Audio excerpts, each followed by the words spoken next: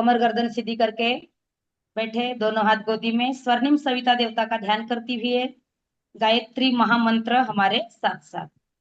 ओम भूर्भुवः स्वः तत्सवितुर्वरेण्यं भर्गो देवस्य धीमहि धियो यो नः प्रचोदयात्।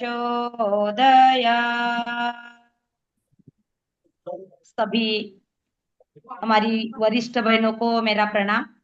वैसे सभी जितनी भी गर्भिणी बहनें इस ऑनलाइन में जुड़ी हुई है, सभी गर्भस्थ बहनों को भी मेरा बहुत बहुत प्रणाम। और आज का जो पर्व है वे वो पर्व के लिए जितनी भी हमारी सौभाग्यवती बहनें हैं उन सभी को अभिनंदन। आपको इस पर्व की बहुत बहुत शुभकामनाएं। आपका पूर्व पर्व सफल हो, आपका जीवन सुख समृद्धि के साथ में यापन हो। और इसी के साथ आज का जो मुझे विषय मिला है, पर्व पर्यावरण और साधना के द्वारा गर्भस्थ शिशु से करें गर्भ संवाद। तो आइए अब हम अपने क्रम को आगे बढ़ाते हैं। और बड़ा ही एक अभी जो दीदी ने बहुत सारी चीजें जो है अभी हमारी ममता दीदी ने यहाँ लिए बताए हैं आप सभी को। तो सबसे पहले हम पर्व की ओर चलते हैं। तो पर्व क्या होते हैं? हम त्योहार भी बोलते हैं इनको। और अपने घर में एक हम रोज तो जीते हैं, पर उसके साथ पर्वों को एक अनोखा अलग से करते हैं, है कि नहीं? जो पर्व होते हैं उसमें अलग प्रकार से उस दिन हम मनाते हैं। तो आइए, ऐसी जो है हमारी जो संस्कृति है, भारतीय संस्कृति में पर्व को बहुत बड़ा महत्व दिया गया है। अनेक पर्व आते हैं, उसी में से एक पर्व है ये। आज का जो पर्व है वह है वट पूर्णिमा, और जिसे वट सावित्री भी कहा गया है। तो सर्वप्रथम मैं आप सभी को वट वृक्ष के बारे में बताना चाहती हूँ। वट वृक्ष क्या है? तो वट वृक्ष वो होता है, वह बहुत विशाल होता है कि नहीं? इतना बड़ा होता है, ऐसा लगता है कि उसके नीचे में पूरा का पूरा गांव समा सकता है। एक इतना बड़ा वट वृक्ष होता है, उसे पवित्र माना जाता है।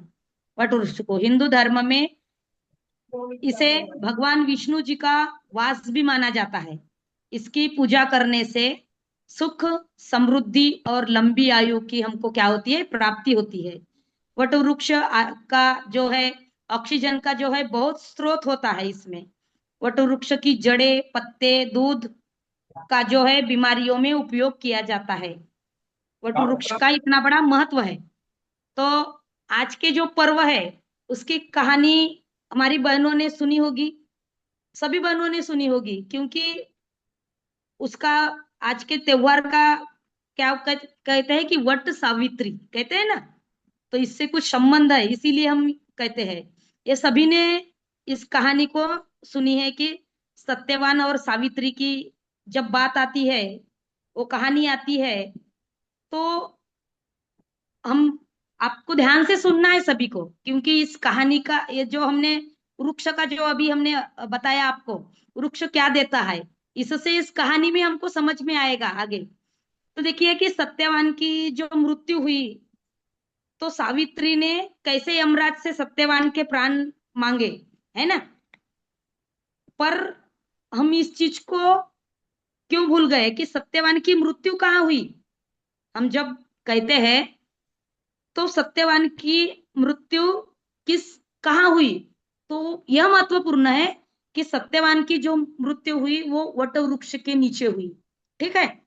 और वट वृक्ष से हमें क्या मिलता है? हमने अभी पहले देखा कि वृक्ष, वट वृक्ष में क्या देता है। तो वो तो एक तो पवित्र है, इसमें भगवान विष्णु जी का वास है। ठीक है? पवित्र है तो पवित्र क्या होता है? भगवान भगवान से जो जुड़ता है उसकी वो क्या होता है? पवित्र होता है। और उसमें क्या है? विष्णु जी का वास, मतलब भगवान का वास है उसमें। और इसकी पूजा करने से क्या क्या चीजें मिलती है हमें, हमने ये समझना चाहिए। सुख, समृद्धि और लंबी आयु। ठीक है। मृत्यु उस पेड़ के नीचे, वृक्ष के नीचे हुई, और हमें ये पेड़ क्या दे रहा है ये हम बता रहे हैं आपको। तो एक लंबी आयु, वट वृक्ष में ऑक्सीजन का बहुत बड़ा स्रोत है, ये हमने अभी आपको बताया। इसके पत्ते, जड़, दूध, इसके बीमारियों में क्या किया जाता है, इसका उपयोग किया जाता है।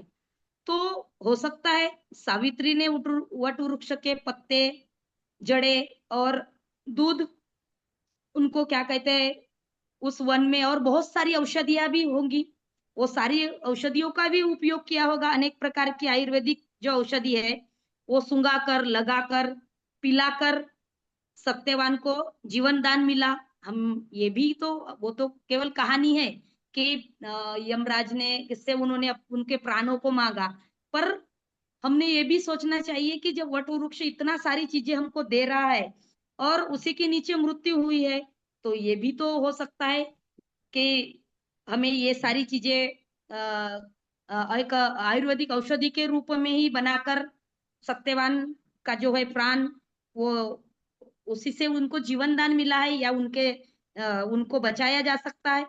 यही बात सिद्ध होती है भारत ने, इस इस छोटी सी जो बात हमने अभी कही, इससे यह सिद्ध होता है कि भारतीय नारी कितनी श्रेष्ठ है। भाइयों बहनों देखिए, मतलब बताने का तात्पर्य है कि अब सावित्री ने किस तरीके से सत्यवान के प्राणों का रक्षण किया और उसके प्राण बचाए। तो इससे यह साबित होता है कि नारी कितनी श्रेष्ठ है, अपनी साधना शक्ति से अपने पति के प्राण बचा सकती है, अपने बच्चों बच्चों का भी वो क्या कर सकती है, रक्षण कर सकती है। तो सावित्री के बारे में मैं बताना चाहती हूँ कि सावित्री क्या थी, सूर्य भगवान की उपासिका थी, यानी सूर्य भगवान की साधना करती थी वो, और गायत्री महामंत्र का जप करती थी। ध्यान में रखना, वो गायत्री महामंत्र का जप करती थी, उसके अंदर एक विशेष शक्ति समाई हुई थी, इसीलिए वे अपने पति के प्राणों की रक्षण कर सकी। तो गायत्री, अब गायत्री महामंत्र का जप करने वाली और इतना सूर्य की उपासिका, उसी वही वही तो रक्ष वही जब उसके अंदर शक्ति होगी तभी तो वो दूसरे चीजों का उपयोग करके अपने मरे हुए पति को जीवंत करने की प्रतिभा उसमें हो सकती है। तो गायत्री महामंत्र, अब हम आप गर्भिणी बहनों को बताना चाहते हैं कि गायत्री महामंत्र क्या है। हम बोल देते हैं ओम भूर्भुवः स्वः तत्सवितुर्वरेण्यं भर्गो देवस्य धीमहि धियो यो न प्रचोदयात्। अभी दीदी ने बताया, ममता दीदी ने, गायत्री मंत्र जितने जग माई को गायत्री समनाई, अक्षर 24 परम पुनीता, इनमें बसे शास्त्र श्रुति गीता। तो गायत्री यानी क्या है, तो हम थोड़ा सा आपको गायत्री का भी परिचय दे देते हैं। ग यानी प्राण और त्र यानी रक्षण करना। हम सबके पास में जो प्राण है और उन प्राणों का जो रक्षण करती शक्ति है, उसी का नाम है गायत्री। गायत्री माता किसी की बहू, बेटी, पत्नी नहीं, तो गायत्री माता क्या है, ये आद्य शक्ति है। गायत्री माता ये आद्य शक्ति है जो हम सबके पास प्राण है उसका रक्षण करती है। इसीलिए गायत्री को क्या कहा गया है, गायत्री को कामधेनु कहा गया है, गायत्री को पारस कहा गया है, क्योंकि हम जिसकी इच्छा करते हैं वो सारी चीजें हमें मिलती है। ऐसी है गायत्री, प्राणों की रक्षण करती शक्ति। आज का जो पर्व है ये बड़ा ही सौभाग्य का प्रतीक हम मान सकते हैं इसको, कि हर बहन अपने पति के दीर्घ आयुष्य के लिए, है ना, जिस प्रकार सावित्री ने अपने पति के प्राण बचाए थे, उसी प्रकार हर बहन जो है अपने पति के दीर्घ आयुष्य की कामना करती है। और इसमें क्या होता है कि कुछ बहनें जो है वट वृक्ष के नीचे जाकर पूजन करते हैं, उसे जो है कच्चा धागा जो होता है उसे 7 बार लपेटते हैं, फिर वो उसके नीचे में एक थोड़ा सा रंगोली डालकर पूजन करते हैं, पूजन कर पान, नारियल, सुपारी चढ़ाते हैं। बहुत अच्छी बात है। और वहां दूध और एक प्रकार से वट्टी जो बोलते हैं, गेहूं या चावल की एक सुहागन का प्रतीक होने के नाते से वो एक दूसरे बहनों को देते हैं, हल्दी कुमकुम लगाते हैं। तो ये सारी चीजें बहुत अच्छी है। पर कभी कभी क्या होता है कि कुछ बहनें पेड़ के पास नहीं जाती और क्या करते हैं, पेड़ की जो डाली है उसको तोड़कर घर में लाकर पूजन करती है। तो मुझे तो लगता है कि ये थोड़ा सा अलग है ना, क्योंकि हमारे प्रकृति के लिए, हमारे अच्छाई के लिए पेड़ लगाना अच्छा है, तोड़ना अच्छा है क्या? बताइए। मराठी में एक हमको लेसन आता था, तोड़ने सोपे जोड़ने अवघड़। तो देखिए, हम तोड़ तो सकते हैं, हम उसको जोड़ेंगे, जब तोड़कर लेकर जाएंगे घर में, थोड़ा सी पूजा पाठ करेंगे, बाद में उसको फेंक देंगे, क्या होगा? उस पेड़ का जो हमने पहले बताया कि वो भगवान विष्णु का वास है, पवित्र है और दीर्घ आयुष्य देने वाला, मतलब ऐसा है। तो जब ऐसे पेड़ की डगाली को तोड़कर जब हम फेंकते हैं तो उसका अपमान नहीं होगा? होगा क्या नहीं? तो इसीलिए ये बराबर नहीं है। इससे क्या होगा? पर्यावरण की हमने रक्षा करना चाहिए। तोड़ने से क्या होगा? पर्यावरण को हम उसका पतन करने जा रहे हैं। तो और आज पेड़ की मात्रा, वैसे भी अब हम पर्यावरण पे आते हैं। आपको पर्व का महत्व थोड़ा सा हमने बताया है, अब हम आते हैं पर्यावरण पे। तो पर्यावरण मनुष्य के ऊपर, हाँ, पेड़ की मात्रा आज कम होने से क्या हो गया है कि मनुष्य के ऊपर संकट के बादल छाए छाए हुए है। क्यों है कि नहीं? क्योंकि वातावरण क्या हो चुका है? दूषित हो चुका है। और दूषित होने के कारण बीमारियों का प्रमाण जो है वो बढ़ रहा है। ध्यान में रखना। हम पर्यावरण दिवस अभी अभी मनाए हैं, 5 जून, मनाए है कि नहीं? तो देखिए, हम पर्यावरण दिवस इसी के लिए मनाते हैं कि पेड़ पौधे लगाकर अपने जो वातावरण को है वो क्या क्या हो, संतुलित वातावरण बनाने के लिए हमको पेड़ का बहुत बड़ा महत्व है। अगर आगे ऐसी स्थिति रही कि हम पेड़ों का रक्षण नहीं करें, पेड़ों को तोड़े, तो क्या हो जाएगा? वातावरण दूषित होगा और हमारा जीवन जो है एक बहुत बड़े संकट संकट में आ जाएगा। हम जी नहीं पाएंगे क्योंकि हमें ऑक्सीजन नहीं मिलेगा। तो हमारी जो आगे की जो पीढ़ी है ये धोखे में आ जाएगी, है कि नहीं? आज 76% शहर शहर में जो है हवा जो है वे क्या है? दूषित है। ध्यान में रखना। हाँ, तो दूषित दूषित हो गई है हवा। और भगवान ने जब इतनी सुंदर सृष्टि का जो निर्माण किया है, तो हम उसे क्यों तोड़े, क्यों उसे बर्बाद करें? उसका हम रक्षण करना सीखे, हमारी आने वाली जो पीढ़ी है, ताकि उसका वो क्या करे, लाभ उठा सके। आज हमारी ऐसी स्थिति आ चुकी है हमारे देश में कि भारत की 8वीं मौत का जो जिम्मेदार वायु प्रदूषण को माना गया है। ध्यान में रखिए। हम अपने बच्चों के लिए एक अच्छा घर चाहिए, पैसा चाहिए, संपत्ति चाहिए, पर सोचिए, यह सब हम उसे देंगे, पर जब सबसे बड़ी जो व्यवस्था है, अगर उसके तरफ हमने नजरअंदाज कर दिए, उसके तरफ अगर हमने ध्यान नहीं दिए, तो क्या होगा? उसका फायदा हम उसके नहीं अगर दिए हमने, तो इस संपत्ति और पैसे का क्या फायदा? है कि नहीं? जो हमने अपने बच्चों के लिए आज जोड़ कर रखे हैं, आने वाला रहता है बच्चा, तो माता पिता बोलते हैं नहीं, मैं अपने बच्चे को कोई टेंशन नहीं दूंगी। क्या करूंगी? एक बहुत सारा धन जमा कर रखूंगी, संपत्ति जमा कर रखूंगी, बहुत बड़ा घर बनाकर रखूंगी। अरे पर जो आवश्यकता है, सबसे बड़ी आवश्यकता, अगर वो नहीं रही तो क्या होगा इसमें? नहीं। तो इसीलिए हमको क्या करना पड़ेगा? वृक्षारोपण का जो है एक आंदोलन के रूप में वृक्षारोपण करना पड़ेगा। अब हम थोड़ा सा आपको बताते हैं कि पेड़ को क्या धरती माता का अभिन्न अंग माना गया है। ठीक है? पेड़ों है ना, उनको धरती माता का अभिन्न अंग माना गया है, क्योंकि उसके बिना हमारी धरती माता क्या होती है? अधूरी है। इसीलिए एक सामान्य पेड़, थोड़ा सा हम बताते हैं कि एक सामान्य पेड़ प्रतिवर्ष 118 किलोग्राम ऑक्सीजन देता है। ध्यान में रखना, हमारी गर्भिणी बहनें और सभी के लिए। अर्थात दो पेड़ अर्थात जो है 2 पेड़ 4 लोगों के परिवार के लिए पर्याप्त है। जो 4 लोग रहते हैं ना एक परिवार में, तो 2 पेड़ पर्याप्त है। एक पेड़ पूरे जीवन भर क्या कहते हैं, 17 लाख रुपए का ऑक्सीजन देता है हमें। ध्यान में रखिए, 17 लाख का ऑक्सीजन देता है। और 35 लाख रुपए का वायु प्रदूषण नियंत्रित करता है। मतलब देखिए कि कितनी बड़ी क्षमता है पेड़ में। तो हमको पेड़ को अपने जीवन का अभिन्न अंग मानकर पेड़ को लगाना ही चाहिए।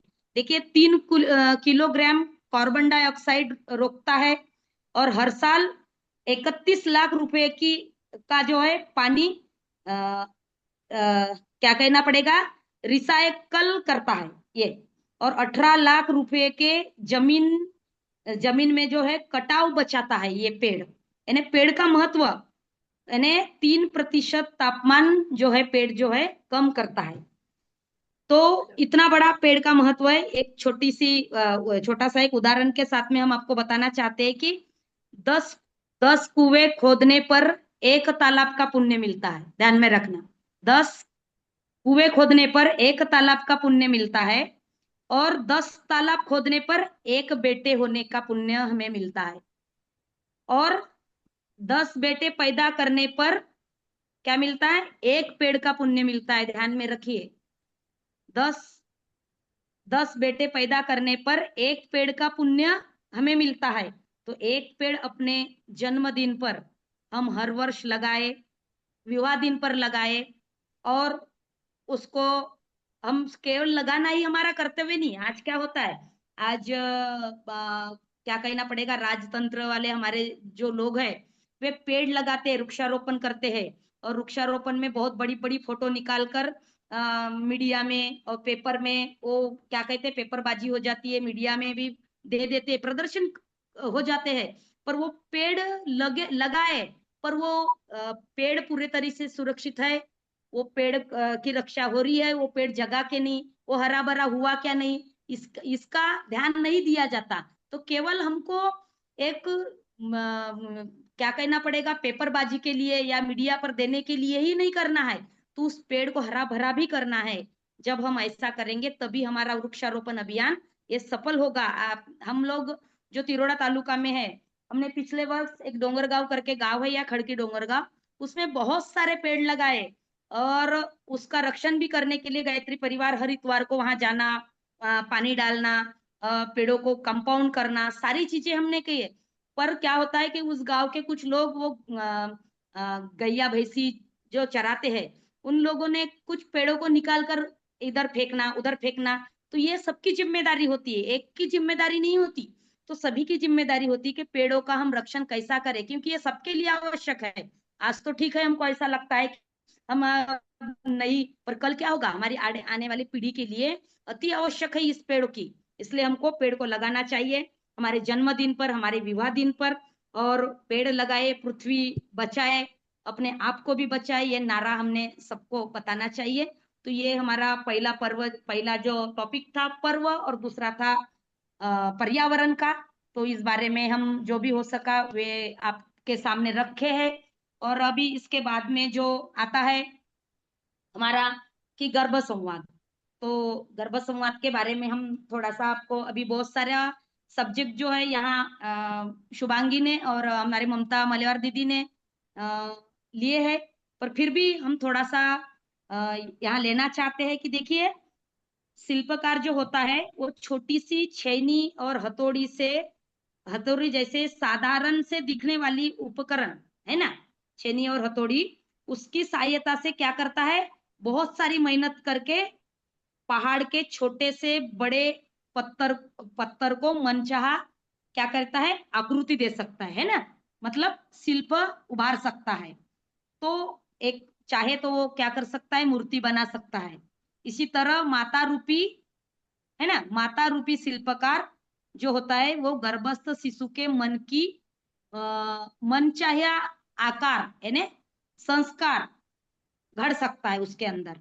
ठीक है, इसके लिए वो माता के लिए ये कि वो 2 उपकरणों का उपयोग करती है माता। कौन से अपने बच्चे को बनाने के लिए। तो इसमें हमें जो दिया है सब्जेक्ट, ये गर्भ संवाद है। ठीक है, तो इसमें पहला जो आता है उपकरण, इसको उपकरण ही कहेंगे हम थोड़ी देर के लिए।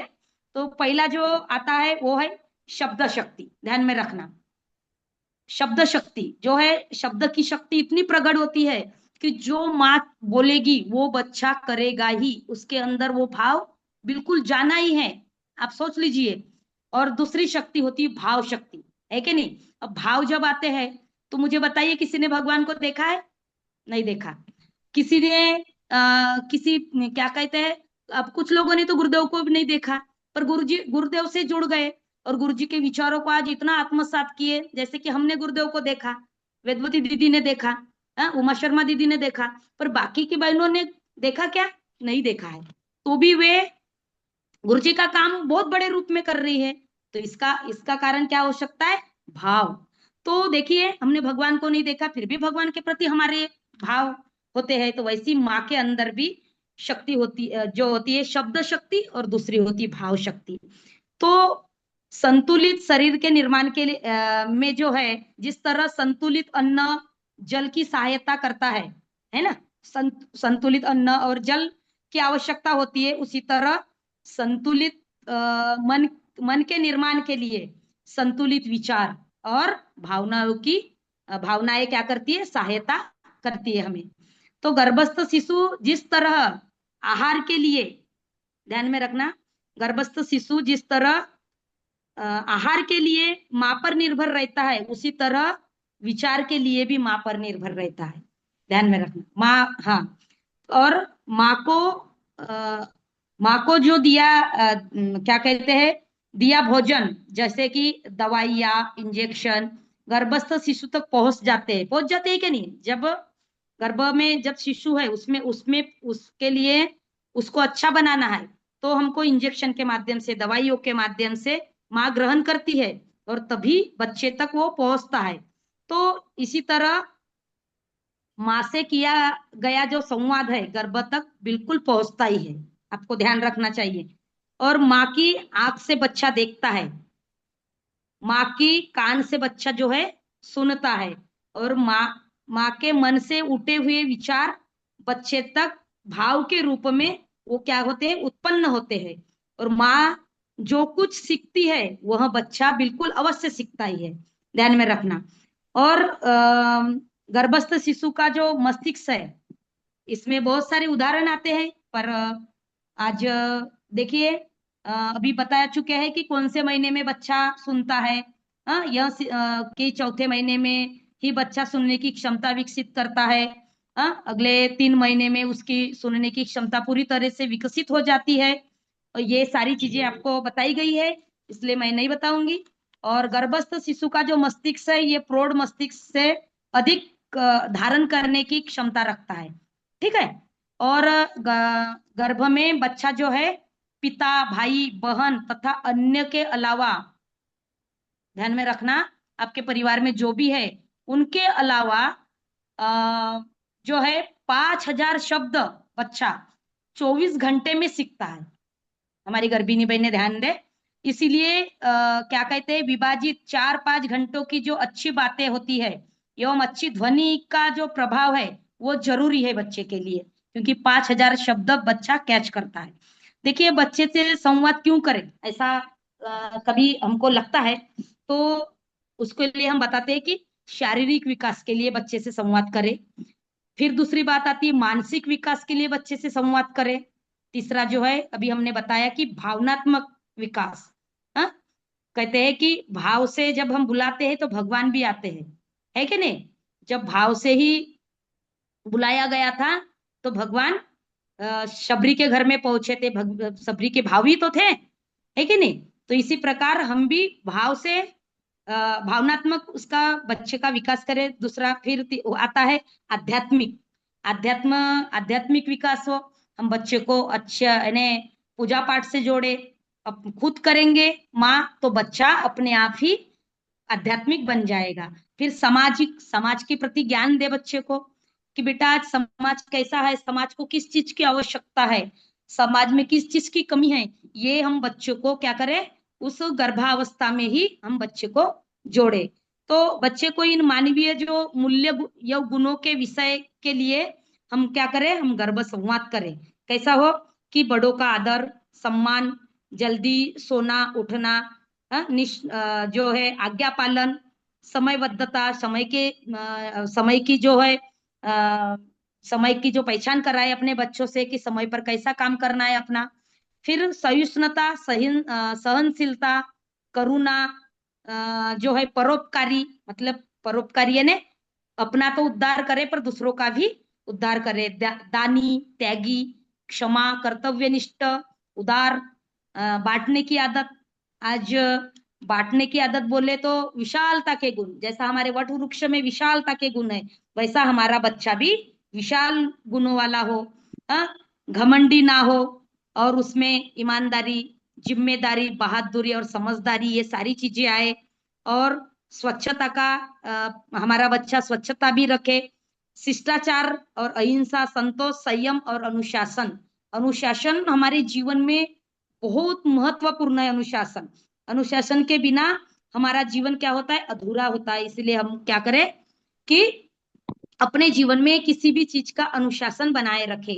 देखिए, फिर संवाद की जो विधियां है, अपनों से अपनी बात, बच्चे से माँ का संवाद, मतलब बच्चों से माँ का संवाद। हम गर्भिणी को संवाद भी कराएंगे, पर पहले हम बताएंगे कि अपनों से अपनी अपना संवाद कैसा हो। तो सर्वप्रथम जो गर्भिणी बहनें हैं, वे अपने ही बस सोए भी है, बैठे हैं, लेटे हैं, तो वो क्या करें, अपने गर्भ पर अपना राइट वाला हाथ, मतलब दाहिना हाथ रखे, और उससे संवाद करे। कैसा संवाद, मतलब कैसा करे कि उसे बताए कि वह एक बहुत शुद्ध और प्यार करने वाली, शांत एवं शक्तिशाली आत्मा है। बच्चे को बोले, आप अपनी माँ, आप उसकी माँ है, ये उसको जानकारी दे, पहचान करे, कराए उससे, एवं उसे बहुत प्यार करती है आप। बच्चे को बताए कि बेटा, हम आपसे बहुत प्यार करते हैं, और उसके आने का क्या कर रहे हैं, आप इंतजार कर रही है। अब आपके बारे में आपने बता दिया, अब पिता के बारे में। आपके पिता है, ये बहुत ही नियम वाले हैं, अनुशासन वाले हैं, ये ऐसी पहचान कराए अपने अपने बच्चे को अपने पति के प्रति। फिर आपके घर में जो भी भाई बहन, जो भी व्यक्ति होंगे, उनसे परिचय कराइए, उनके गुणों के बारे में बताइए कि बेटा देखिए, आपकी दादी इतनी अच्छी है कि आपकी दादी बहुत अच्छा गीत बोलती है, आपके दादी में एक गुण है, आपकी दादी बहुत ही आज्ञाकारी है, और दादी में जो है एक प्रेम की भावना अधिक तरीके से है, सहिष्णुता की भावना ज्यादा तरीके से है। तो यह जो है, यह परिचय आपको अपने दादा और दादी, अपने सास ससुर के बारे में बच्चे को कराना है आपको। ठीक है।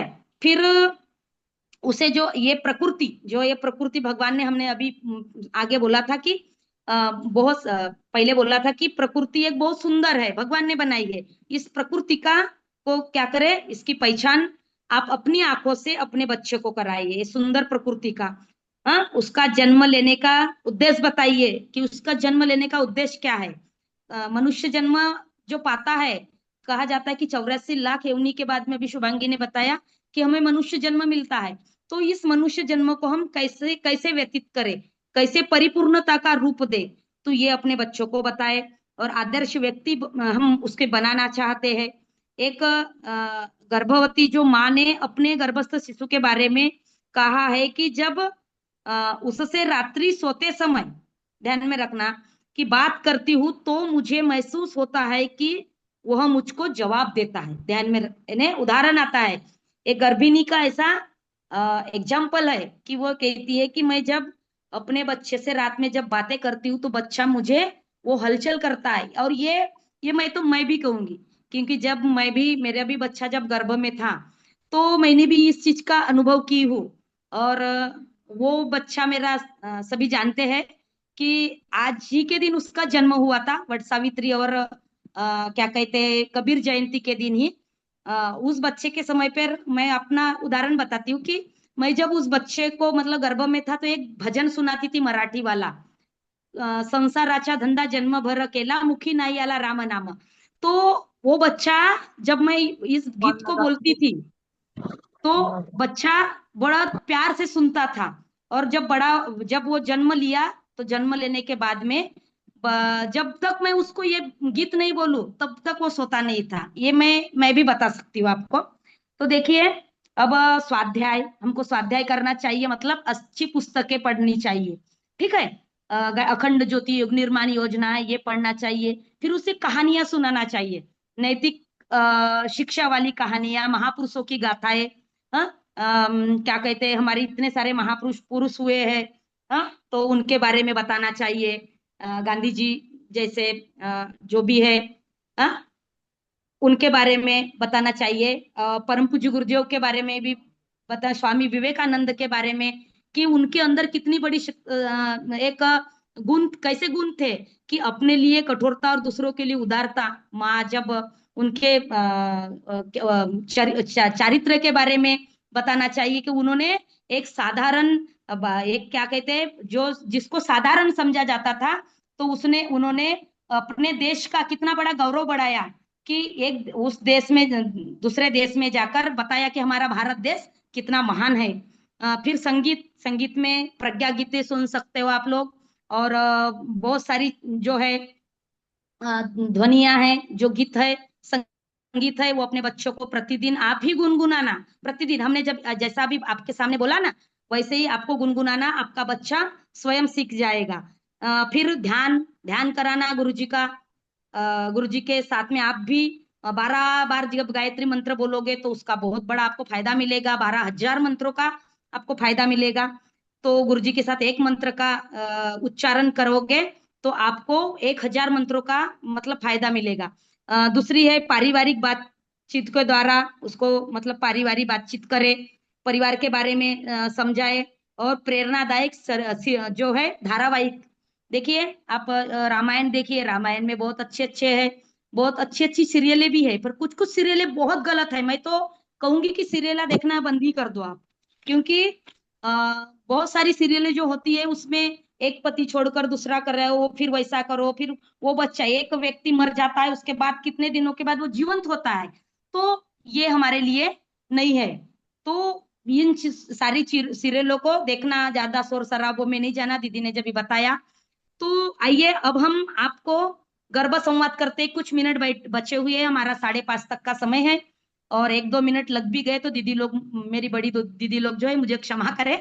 तो मैं आपको गर्भ संवाद कराती हूँ। अभी सभी गर्भी ने कमर सीधी करके बैठे और अपने गर्भ पर अपना राइट वाला हाथ रखें, ठीक है, दाहिना हाथ।